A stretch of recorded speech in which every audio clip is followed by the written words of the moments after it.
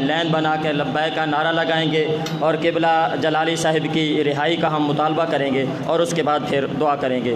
تو یہ نعرہ قبلہ قرارداد اور مطالبہ اجازت احمد جلالی صاحب کریں گے۔ نعرہ ظالم و حیات اور امام جلالی کو